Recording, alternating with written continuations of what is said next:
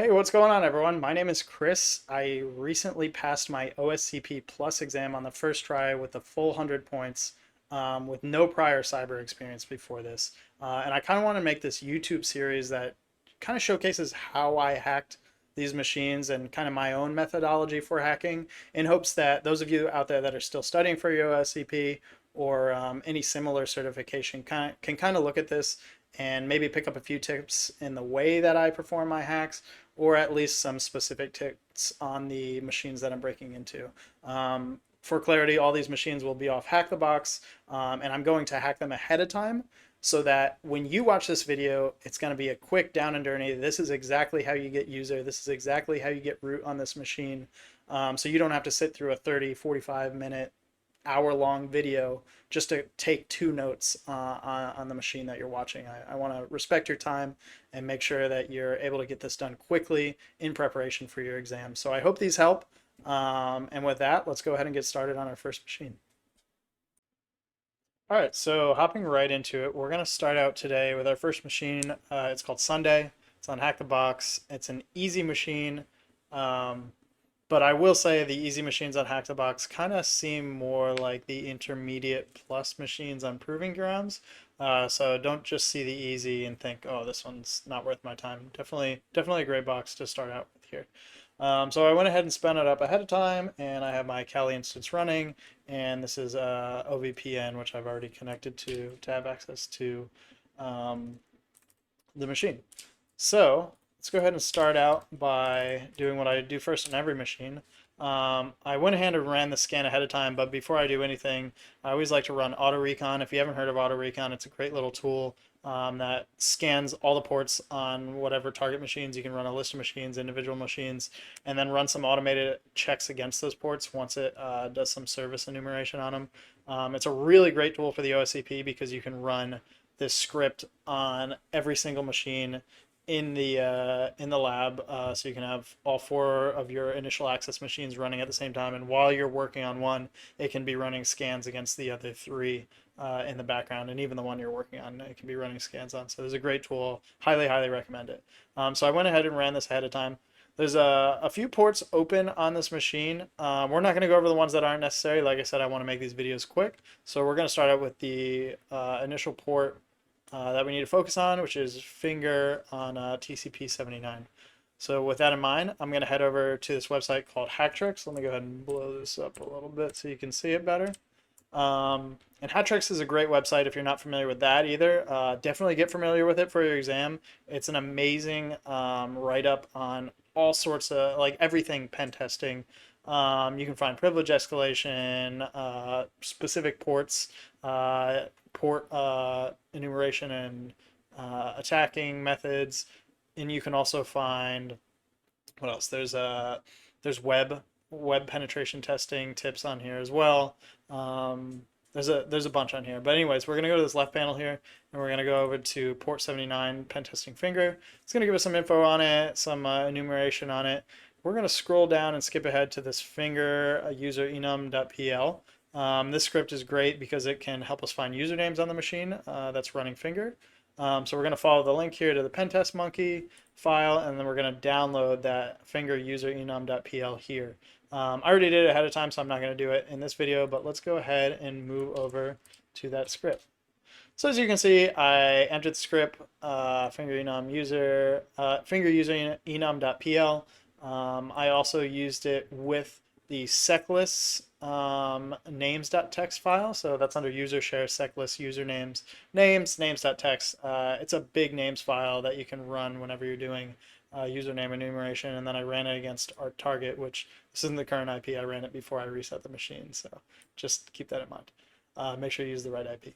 Anyways, so we went through the script, and we can find some names in here with just the TTY. There's a few names. From what I understand, these are probably false positives, so we're going to skip over those, and we're going to focus on the three down here. We've got Root, which has a console, and then we have Sammy and Sunny, which we can both see have SSH, and we're going to assume those are our two users. So with that in mind, we're going to go ahead. I made a folder called Sunday for this specifically. I'm going to make a file. Actually, I already made the file, so let's go ahead and well, I can just remove users.txt and we're going to start over brand new for you guys. So I'm going to remove those two. I'm going to vim into a file. I'm going to call it users. Let's call it users.txt.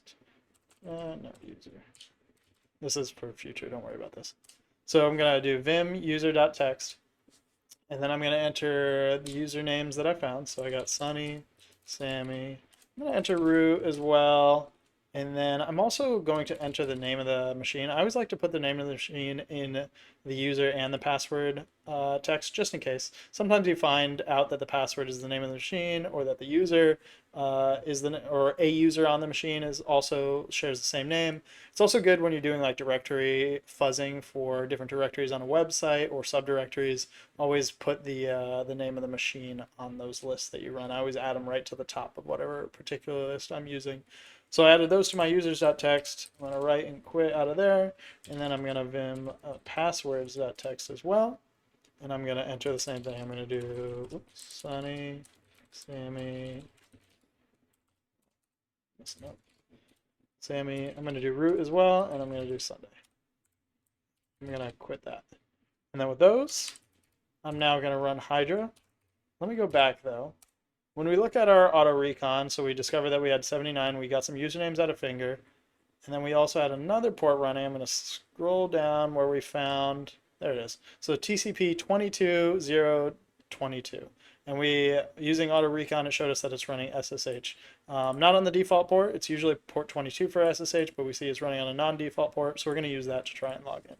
So we're going to go back to our main window. We're going to use Hydra for this.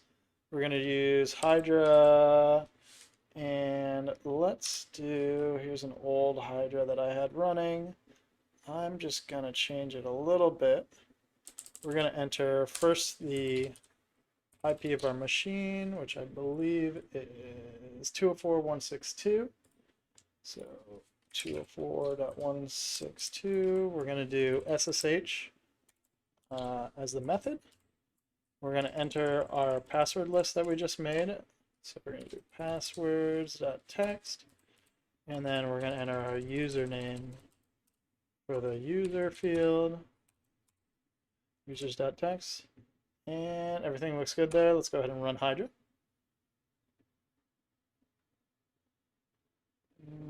SSH. Oh, we forgot to add, it's running on the non-default port. It's not running on 22.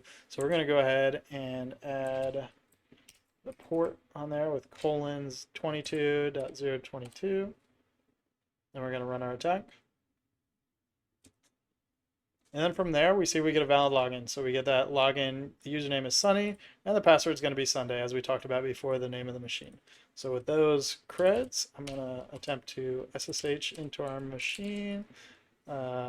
Sunny, let's do at 10.129.204.162, and then we're going to use port 22022 again. Click yes, or enter yes when it prompts you, and then we're going to enter Sunday as our password, and we get a shell as the user Sunny on our machine for our initial access. Okay, so now that we have initial user access on our machine, there's a couple individual commands that I like to run to check for quick wins for privilege escalation. If these don't work out, typically I'll run a script like linpeas, winpeas, or some other privilege escalation script. But I like to run these first because sometimes they can be super useful for your initial. And I try to run these each time I get a new user on a machine as well. So the first one I'm going to run is sudo-l, and we can see what commands we can run as sudo as the user. As we can see, we can run this root/troll command, so I'm going to try that, sudo root/troll, and we get an output testing with the UID. So it looks like you're root when you do this, but if we type in the -h or anything else afterwards, we see it doesn't really have an effect on the output, so it seems to just be doing the same thing no matter what. And with the file name or the binary name being troll in this case, we can kind of infer that this might just not lead to anything. And this is like a good lesson because it kind of teaches you not to get stuck in rabbit holes. Like just because we can use sudo to make this command happened doesn't necessarily mean it's an escalation path. Like there might be nothing we can do with it, and I think it's a good lesson for that. And just in general on your OSCP, you should keep in mind like try not to get stuck in these rabbit holes. You only have 24 hours to complete these machines, so just because you see this escalation point and you're like this has got to be it, make sure you go back and go through your notes and enumerate everything, because don't spend hours and hours on one exploit that might not even be the proper exploit. You should always go back and spend a little time on something and then go back, check your notes, check other scripts, check other enumeration on your machine, and go back and try not to get stuck. Anyways, so our next command I'm going to run is our history command. We're going to see some history of input on this user. We can see what we've done so far, and then we can see some other things on here. So we got this user running root troll as well. We got them looking at this resolved config file, which config files can sometimes be great wins because sometimes they have clear text passwords and usernames inside. But let's look up even further, and we see this cat backup shadow.backup file, and that seems really interesting because it looks like they're making a backup of the shadow file, which I believe is made normally, but this user was attempting to look at it. So let's go ahead and see if we can take a look at that file as well. So we're going to do cat backup shadow.backup. And from here we can see a couple of usernames. It looks like it's cut off somewhere in the middle, but we see a couple of usernames in their hashes. We see one for our current user, Sunny. We're going to assume for now that this password is actually the one we've been using, Sunday. But if we get stuck later on, we can definitely try to crack this password as well and spray it if it's something different, spray it against other user accounts. But anyways, with that being said, let's go ahead and take this Sammy user's password. And let's go ahead and try to crack that and see if we can get another password out of it. So disregard that last window, as had some spoilers. So let's go ahead and vim hash.hash, and as you can see, I already pasted that hash into this file. And then we're going to run John hash.hash.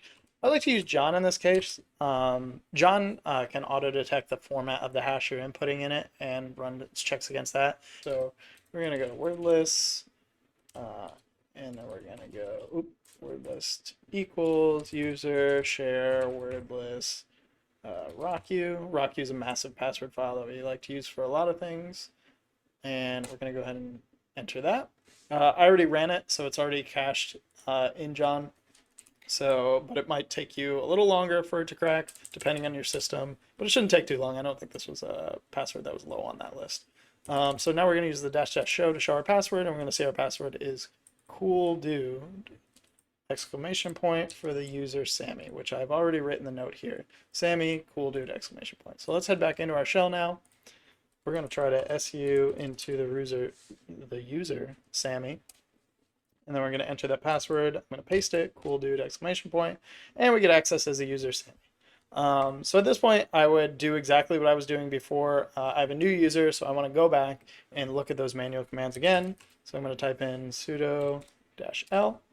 And as we can see, we can run the wget command as the user Sammy with sudo, so with root privileges. So with that in mind, we're going to head over to GTFO bins, which is a great website for quick privilege escalation wins with things like SUID, sudo, things like that, capabilities. But we're going to click on the sudo tab because we know we can run sudo or wget as sudo. We're going to scroll down and look for wget. And there it is. We're going to click on the sudo. And we see we are able to spawn a root shell just by entering these commands with wget. So we're going to go ahead and copy each one individually. We're going to paste it in. Paste it in. And copy. Paste this one in. And then copy the final command. Paste that in. I'm going to use the absolute path here, just because that's how it was written out in the sudoers file. So I want to go ahead and put it in the same way here, just to make sure there's no errors when I try to execute. Enter that, and looks like we get root. So we can see UID root, We can go into the root directory. We're gonna look at everything in here. As we can see, there's that troll file that we are using earlier, which you can read and see that the output is just those 2 lines that we saw. It's nothing, there's nothing really interesting about it. Then we can cat that root file and get our root flag to own the machine. So that was Sunday. Like I said, quick, down and dirty, straight to the point, quick hacking video. I hope you guys were able to learn something from it, either from my methodology or at least from the machine itself and the particular exploits we used. I plan on putting out, like I said, more of these videos to help those of you prepping for your OSCP or similar exams. In the description below, I'll go ahead and list some of the tools I had and the websites that I used. I'll make sure to always list those for you guys. And if you want to leave a comment with any questions, suggestions for future content, or even suggestions on my own methodology, I'd love to hear from you. So with that being said, I'll see you guys on the next one. Thanks.